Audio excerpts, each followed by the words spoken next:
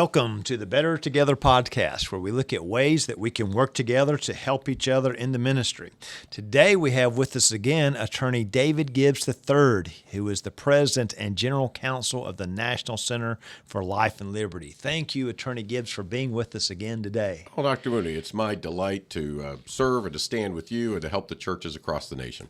Thank you, sir. And we're going to talk about something that I know many people are like, oh, no, I don't want to hear about Constitution and bylaws, but they are important, aren't they? They absolutely are. And I think we're in a world where I think we need to just say quickly, times have changed. Yes. Okay, back in the 60s, 70s, I mean, they were helpful, but they weren't totally essential.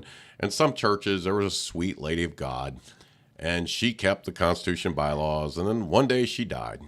And we buried her, and I think we buried the bylaws. And some churches have operated on the we won't bother them and they won't bother us. And again, back in the 60s and 70s, it was a different culture.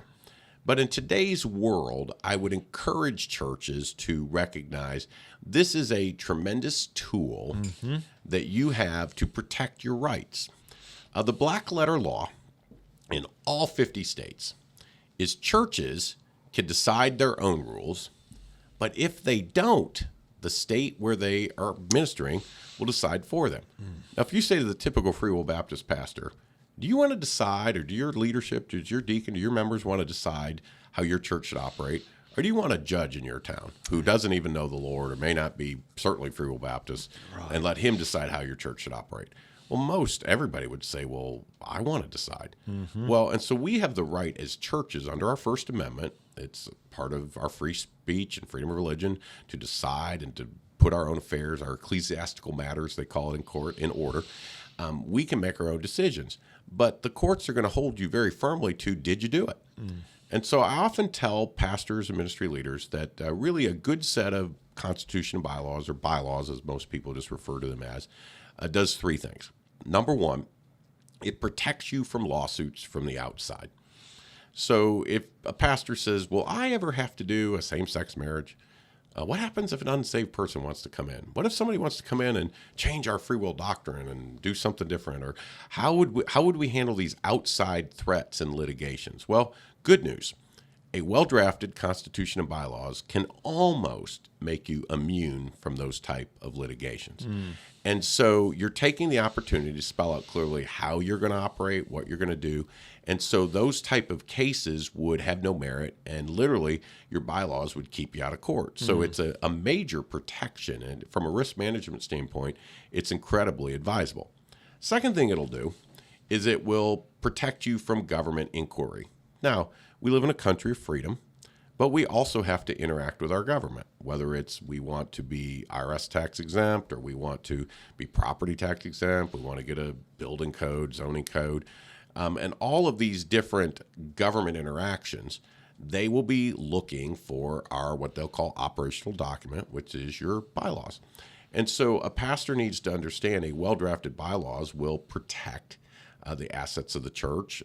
For example, one of the things a lot of states are looking for is, do you have your appropriate dissolution clause? So if you quit acting as a church, and we've had you off the tax roll, what happens with your assets? And again, a lot of Free Will Baptists say it has to go to a Free Will Baptist church or the state or national association, and those are very appropriate provisions. But if you don't have that provision, they can turn around and take away your tax exemption for your property. And so it helps you avoid a lot of unnecessary government interaction or headache. And by the way, the IRS is reducing its audit agents, and the very first thing they will now do if a church is targeted for an audit randomly is ask for a copy of your bylaws. If they get a well-drafted document that reads well, they're going to say, this church seems to have their act together, and I think we can pretty much presume their finances are being handled appropriately. If they get a document that's missing page 8, is 3 church names ago, is on old blue mimeograph, and is kind of crooked, and they receive that, there's a good chance they're going to say, we ought to maybe look into the books and the banks and go to the next level.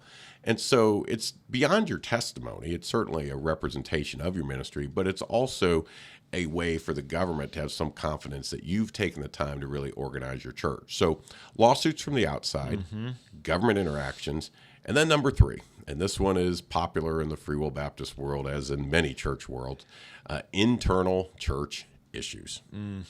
Who's the pastor? Who has the authority? Who controls the money? Who's in charge of the building?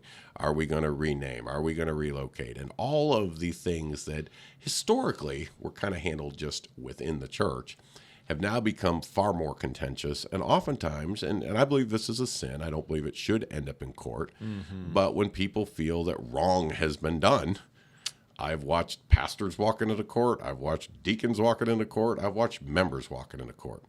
And I've had judges look at me and say, Mr. Gibbs, why would the bylaws not deal with these issues? And so making sure that your bylaws deal with important issues, such as, what do you do when you don't have a pastor? Who is really overseeing the finances? What are appropriate levels of authority? When does the church need to meet or vote? And things that, to use a scriptural phrase, we do it decently and in order. Right. But help organize things can actually help minimize risk for your ministry. And as you look at, today's world, churches say, we want to grow, we want to expand. I've found that you can actually use your bylaws as a pretty effective tool to do 2 things, kind of weed out people that probably are not a good fit. If somebody's coming into your church and they're like, I don't believe in tithing, I don't believe in Baptist, I don't believe in free will. What do you do? Well, that's probably not a good future church member. Okay. They're not going to fit with you. And so, using your bylaws is almost like a new members training or prospect training can be kind of helpful. But then also younger people, the under 50 crowd, when they go to church, they're looking for a couple of things. And one of those is a place that's safe for their kids. And so that's certainly in child protection, child safety. But then number 2, they're looking for a place that's transparent with how it operates, in particular with its finances and leadership. And a well-drafted constitution and bylaws will then let a younger couple that you may want to come into your church, but they may not be familiar with Free Will Baptist tradition or history or even style of worship, but they say this church seems really organized. Let's go to the next level. And so it can actually not just minimize your risk, but it can be something that you can use as a way to positively promote your ministry, that we are trying to do things excellently. And I encourage churches, and I know this is the heart of many pastors I speak with, is just because it's nonprofit, just because it's the Lord's work, just because it's the church, should not give us an excuse to do it second rate. Right. And so making your constitution bylaws something that you say, if I had to lay that before a judge, before anyone else, I would be proud to say that is what our church is operating by. Obviously, the scripture is ultimately what we believe, but our definition of what a proper Free Will Baptist church operates and looks like is spelled out here clearly, and it will avoid lots of unnecessary liability, but also be a tool that you can use to grow and promote your church. That's great. And so it's really clear. We really need constitution and bylaws. You already alluded to some of the things that need to be in there. Sounds like what the members would consist of, what qualifies as a pastor, what happens, churches die, what happens at dissolution when it dissolves. What are other areas really, as we're looking at our constitutions, or maybe someone is developing bylaws for their church for the first time, what are other areas they really need to focus on and make sure their church constitution and bylaws contain? Well, and I think there's kind of a few steps that I'd like for people to understand so they're not confused. You have, if you're going to incorporate your church, and most churches do incorporate, that is a fairly simple filing that you file with your state. Okay, and so people understand, you would have what they call articles of incorporation, and you become a corporate entity, and that protects your members from liability. But that's a simple document that says, here's our name, here's our original board, we're going to follow the tax-exempt provisions, and I'm summarizing, but that document's filed. Then your constitution bylaws is kind of your big, important document that then speaks to important issues of the church. And a well-done constitution bylaws will generally be somewhere between 8 to 15 pages. So it can be longer, it can be shorter, but that's kind of the area. Now somebody says, well, we want to include everything. Well, I would encourage you not to turn it into a piece of legislation with thousands of pages, Yes. okay? That it be kind of the important key elements, and we'll talk about what those are next. But then you're going to have what I'll call policies. Now, if you're real organized, put it in a book, and now you have a policy manual. But let's talk about a policy. What do we want people to do at the back door when they're greeting? Well, that's a policy. It's not going to be in your constitutional bylaws, but we want you to be friendly, shake hands. We want you to wear a tie. We don't want you to wear a tie. It's more, and that could change from week to week. It could be pastoral implemented policies, board implemented policies, but it's generally not core to the church. It's how we're ministering. And so you may have lots of policies on safety, security, child protection, background, a whole litany of things that will not be in your Constitution. So I want people to understand the Constitution are important things, but they also are things that provide all of this protection. Generally, it kind of starts off, again, you restate your name and your mission. And again, I encourage churches that the mission's broad, that we're going to evangelize, we're going to reach, we're going to support missionaries. You may have broadcast schools, but you have a broad mission, and it will fall into the IRS categories. There's really three. Religion, obviously churches are religious. Charitable, we do kind things, benevolence, and then education. And by the way, those are always your three that are protected. So if you, have a political rally at your church, you're not in the three. If you have a educational event where you talk about issues of the day, you are in the three. So, it's kind of expected that churches will always fall into those three broad categories, and your bylaws would say those are kind of our activities. Then generally what you would have is a statement of faith. Now, as I lay this out, we have worked with different state associations as well as your office. We have a number of samples that are very, Free Will Baptist specific in terms of all the doctrine. But you need to make sure, because even within the Free Will Baptist, there can be nuances, there can be positions that are unique to a ministry, and you want to spell out your core doctrines. Now, it used to be okay to say, we believe the Bible, we believe Jesus, we're going to be traditional Free Will Baptists. There's our statement of faith, and I'm being a little quick. But in today's world, I think it's important that you define a little more where your ministry is. And for example, the whole issue with marriage and morality. What positions are we going to take? And I've encouraged churches, and I've written these, so I'm not critical if this is what a church has, but to move away from the negative and move more towards the positive. So if you're going to say, okay, we oppose, well, good night. Well, we oppose adultery. Yeah, that's bad. Well, homosexuality. Yeah. Well, you better put lesbianism in there, sodomy. You better put, pornography. And then, we have, Miley Cyrus says she's pansexual, and somebody goes, oh no, it's not on our list. What is it? And so we live in a kind of a crazy world. Who would thought transgenderism would be before our courts or different. So instead of trying to list all the negatives, I'm a bigger fan in your statement of faith of trying to assert the positive. So again, quick example, and we can get samples to anyone, but the concept being we believe that marriage is between a man and a woman. By the way, as their gender was determined at birth, one at a time, today's world, and that any sexual activity outside this covenantal union is sin. And you could even add, regardless of what courts or culture may say. Now, the nice thing about a statement like that is you don't have to change it every year. Right. Okay, because it's biblical. It's laid out what we believe scripturally. And then it also doesn't make your bylaws where you have to explain to your children some of these evil things you may not want to talk to them about. Hey, I read the bylaws, Mom. What's bestiality? It just kind of has a, you're able to be a little more proactive, positive. And then we also live in a world, Dr. Moody, where the sinners now identify with their sin. Okay, an old teaching, and I grew up under this.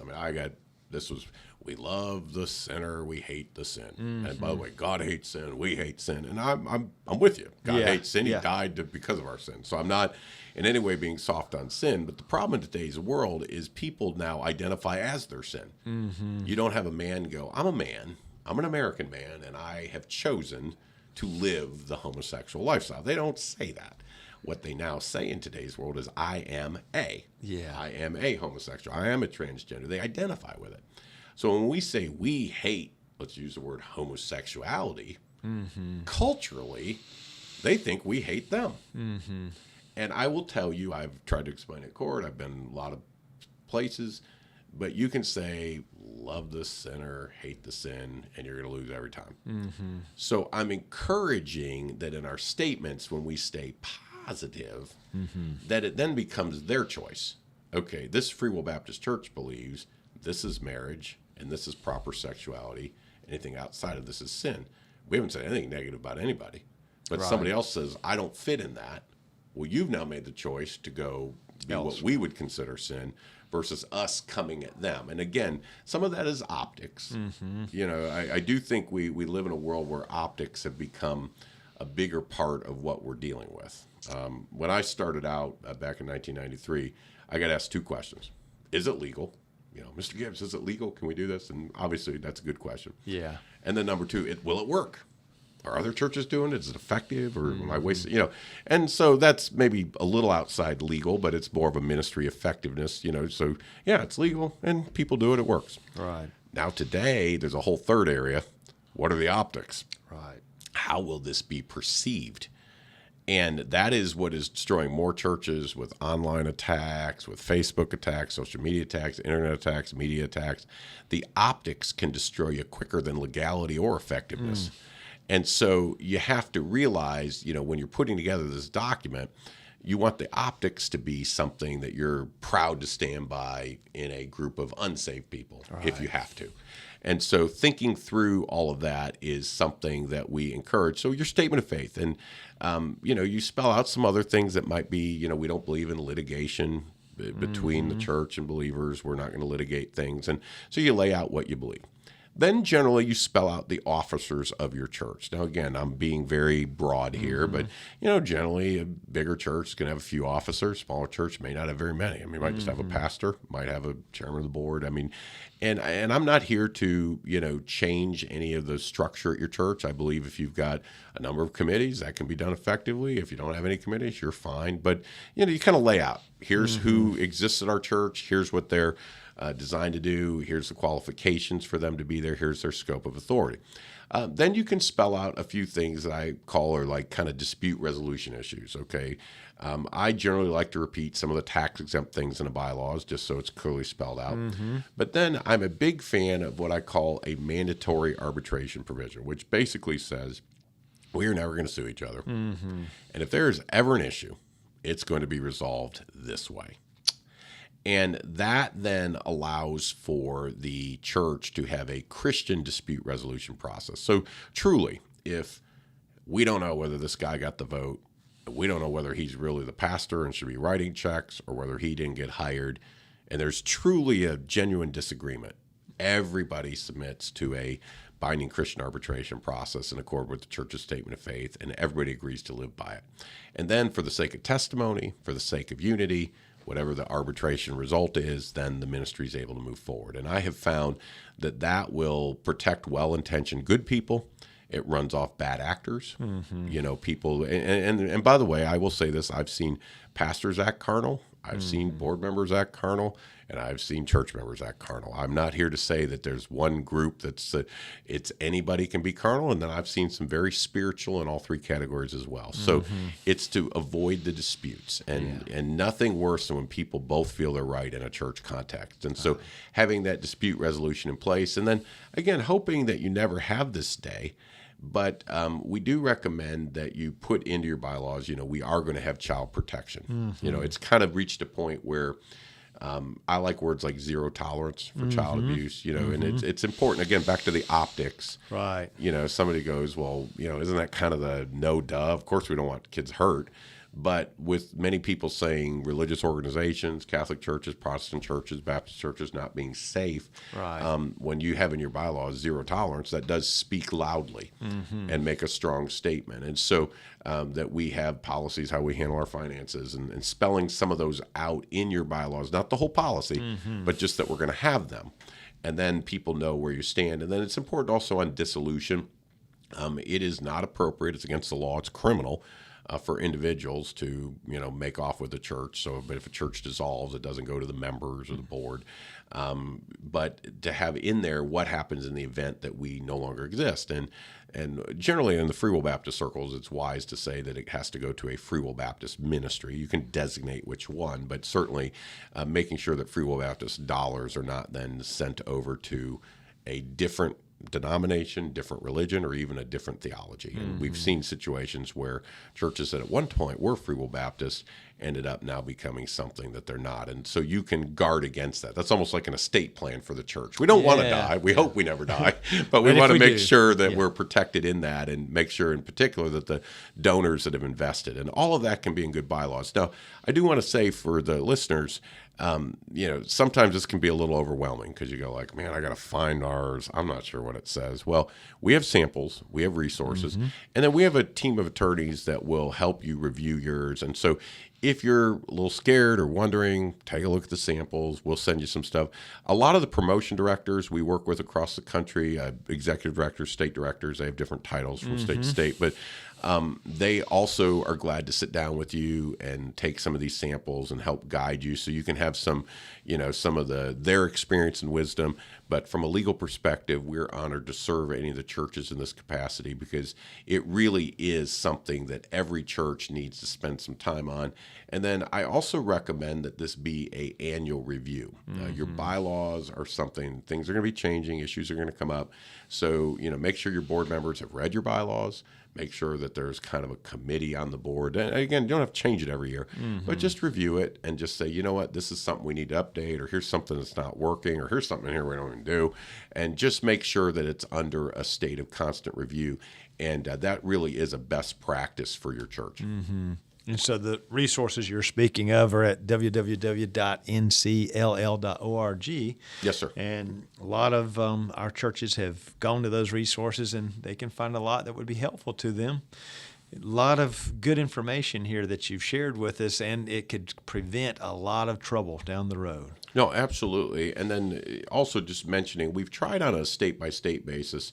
So, like, for example, Virginia, just to use one state, historically did not allow churches to incorporate. And so there was the old Commonwealth, and it was a different legal structure, and so most churches did not. Now you can, and it does shield your members from liability. So like in Virginia, a lot of the churches would probably not be incorporated. I would probably recommend that they should. And then number two, the bylaws, we would have a sample that would be very Virginia Free Will Baptist. And by the way, if you're a district or a regional association, if you're the state association, a couple other benefits. You say, well, the associations, we just get together, Mr. Gibbs. But what you're creating is, first of all, some liability protection where the churches are not unnecessarily interconnected. A bad event at one church, we don't want to spill over onto others. But then also you're creating sort of a journal or a book, minutes, that then can be handed to a future leader. So if you're 75 years old, you've led this district, but now you're going to hand it off to a nice 30-year-old pastor. Well, what are you handing him? And sometimes the answer is not much. So my thinking is, if you say, here's our corporate papers, here's our charter, here were our bylaws, these have all been reviewed, here's our minutes for the last few years, that then empowers him to build on your success, and he doesn't have to relearn any of the lessons that you've already memorialized. And so I think it will strengthen the Free Will Baptists across the nation, because it's important that the meetings are worth going to, and that they have organization and structure to them. They add value. Right. And so, organizing them where there is some potential legacy is important. Well, we appreciate you sharing this with us today. And, we appreciate all this good work you've done with so many of our churches, so many of our associations. And, hey, just thank you for stopping by and being with us again today. My honor.